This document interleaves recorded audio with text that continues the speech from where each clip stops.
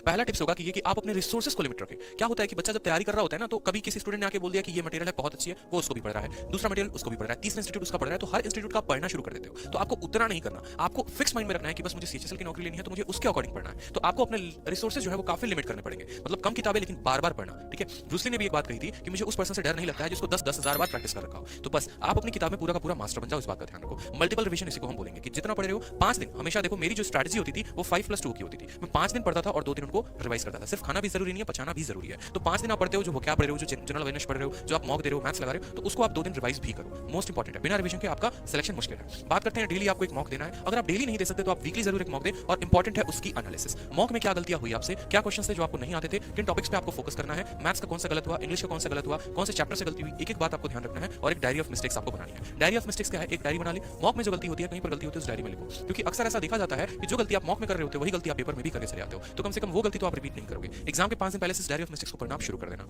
Next बात करते हैं यहाँ पर, आप अपने कैलकुलेशन स्पीड को बढ़ाओ। ठीक है, जितना ज्यादा कैलकुलेशन कर सकते हो उतना ज्यादा कैलकुलेशन करो। डेली आप 15 मिनट अपने आप को दो, सुबह उठते ही 15 मिनट दो, माइंड में ही आप अपना कैलकुलेशन करना शुरू कर दो। कैलकुलेशन की बहुत एग्जॉस्टिव वीडियो जो अब तक यूट्यूब पर नहीं है, कम से कम 10 से 12 घंटे की वीडियो मैं लेकर आऊंगा एक साथ पूरी की पूरी, और एक एक चीज कैलकुलेशन की मैं आपको बताऊंगा कि जैसे 125 हो गया, इसका स्क्वायर आप सीधा कैसे कर सकते हो। सीधा आप लिखोगे 156 25, ऐसे शॉर्ट फॉर्म में कैसे लिख सकते हो, बड़ी बड़ी संख्याओं का स्क्वायर। ठीक है, 82 को आप सीधा कैसे गुना कर दोगे 88 से। ठीक है, तो ये हो जाएगा।